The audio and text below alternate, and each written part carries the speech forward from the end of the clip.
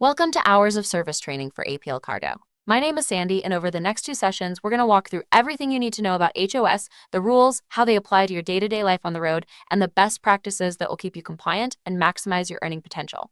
HOS is one of the most important areas of DOT compliance. It affects your ability to drive, your safety record, and APL's ability to operate. So we're going to take it seriously, but we're also going to make sure it makes sense. Part 1 covers your daily driving limits and the 70-hour cycle. Part 2 will cover the split sleeper berth rule and personal conveyance. Let's get started. Before we get into the rules themselves, let's talk about why HOS compliance matters, because if you understand the why, the rules start to make a lot more sense. First, and most importantly, safety. HOS rules exist specifically to prevent driver fatigue. Fatigued driving is one of the leading causes of serious accidents in trucking. These rules are not arbitrary. They were developed because the data shows that tired drivers cause crashes. Following them keeps you safe, keeps other people on the road safe, and protects company property. Second, the CSA score. Every HOS violation you receive gets added to APL's CSA score. A high CSA score has real consequences for this company. More DOT roadside inspections, higher insurance costs, the risk of losing shipper contracts, and increased exposure to audits and fines. A low CSA score, on the other hand, protects our reputation, keeps our insurance rates manageable, and makes us a preferred carrier for the shippers and brokers we work with. The bottom line, HOS violations, whether it's overhours, false logs, or misuse of personal conveyance, affect both you and this company directly. We need everyone on the same page. Let's start with your daily driving limits. This section covers the 3 core rules that govern your day: the 11-hour driving rule, the 14-hour on-duty window, and the 30-minute break requirement. These 3 rules work together, and understanding how they interact is key to managing your day effectively. The 11-hour driving rule is your driving clock. After taking at least 10 consecutive hours off duty, you are allowed to drive for up to 11 hours. Once those 11 hours are used, they're gone for the day. There are no extensions, no edits, and nothing your driver manager can do to give them back. This is a hard limit. The ELD enforces it automatically. Once you've driven 11 hours, you will go into a violation if you continue driving. Now, there is one exception worth knowing: adverse driving conditions. If you encounter unexpected weather like snow, ice, or fog, with state-issued alerts, or a major accident or road closure that couldn't have been predicted when you started your trip, you may extend your driving by up to 2 additional hours. Notice I said unexpected. Everyday traffic is not an adverse condition. Poor route planning is not an adverse condition. If you try to use this exception for situations that don't qualify, it becomes a violation. Use it correctly and document it clearly in your logs. Know your 11 hours. Protect them.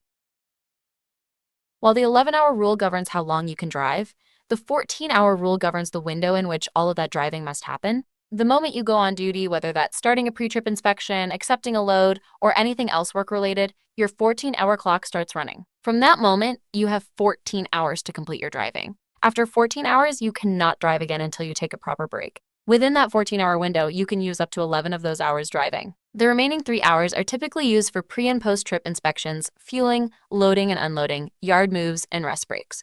Here's the critical thing to understand.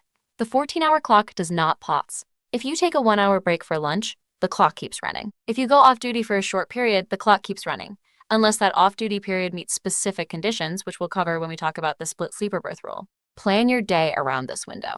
Once it starts, it doesn't stop for most circumstances. So we just said the 14-hour clock doesn't pause, but there is one way to pause it, and it's worth understanding even before we get to the full split sleeper berth rule.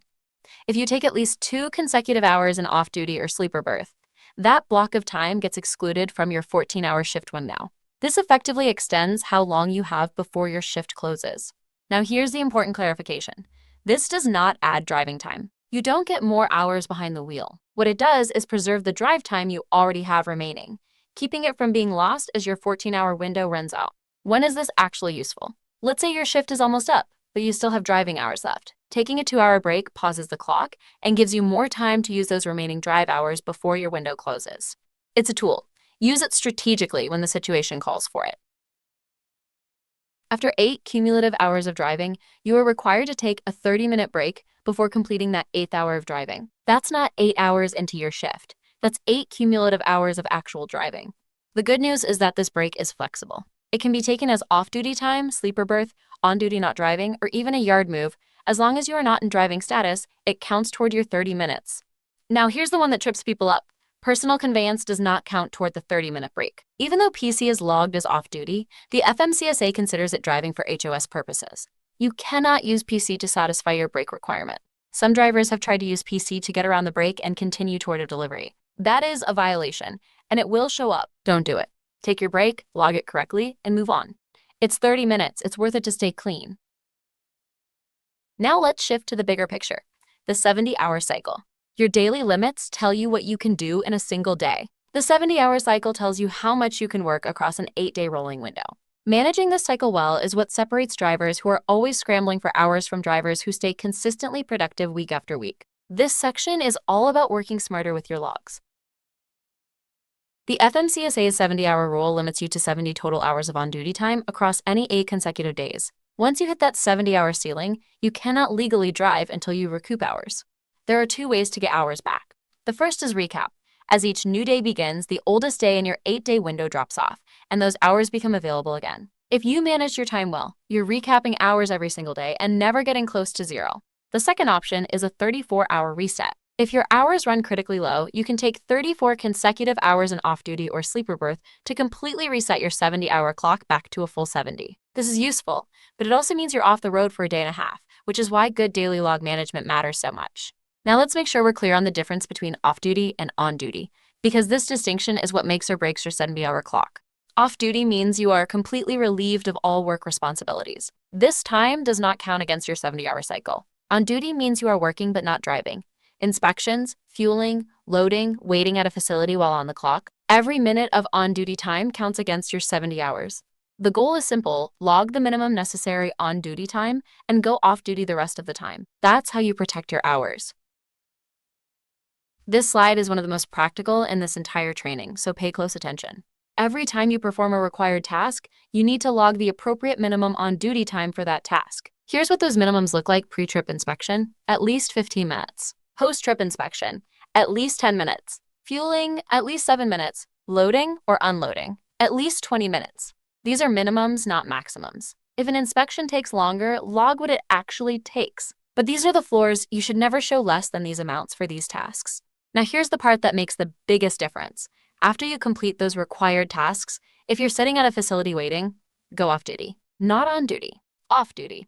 If you are not actively performing a work function, being on duty while you wait is burning your 70-hour clock for no reason. Switch to off duty during those waiting periods and you'll be amazed how much more available time you have at the end of the week. Log correctly. Switch to off duty when you can. Protect your hours. Let's look at a real example from our ELD system so you can see what we mean. In these logs, you'll notice long stretches of on-duty time, including periods where the driver was clearly not performing any active work function. They were waiting at a facility or between tasks, but they stayed on duty the entire time. This pattern burns through the 70-hour cycle quickly. A driver who does this consistently will find themselves with critically low hours by midweek, forcing a reset or dramatically reducing their available loads for the rest of the week. This is not a compliance violation in itself, it's not a false log, but it is poor log management and it costs you money. Every hour of unnecessary on-duty time is an hour you can't get back. We're showing you this so you can recognize the pattern and avoid it. Now here's what we want to see. In this example, the driver is logging the required minimum on-duty time for each task: pre-trip, fuel, loading, and unloading, and then switching to off-duty or sleeper berth during waiting periods. Look at how much more off-duty time appears in this log compared to the previous example. That off-duty time is hours saved. It's capacity preserved for the rest of the week. It's the difference between recapping hours smoothly every day and scrambling for a reset on Thursday. This is the standard we hold our drivers to at APL. Not because we're trying to make your logs complicated, but because smart logging directly translates into more driving time and more earning potential for you. This is the target. This is what good looks like. Before we move on, we need to address something directly, because this comes up, and the consequences are serious. Showing 0 on-duty time on your logs, as in no on-duty time recorded at all for an entire day, is a false log violation. It is not a clever workaround. It is not a strategy. It is a federal compliance violation. Your logs are used for more than just HOS tracking. They are documentation used for insurance claims, broker accountability, and legal disputes. If you were involved in an accident and your logs show 0 on-duty time for the day, those inaccurate logs can and will be used against you. The goal is not 0 on duty. The goal is accurate on duty, logging the correct amount for the tasks you actually performed, then switching to off-duty the rest of the time. Accurate logs protect you. They protect APL, and they are required by law. There is no situation where showing no on-duty time is acceptable.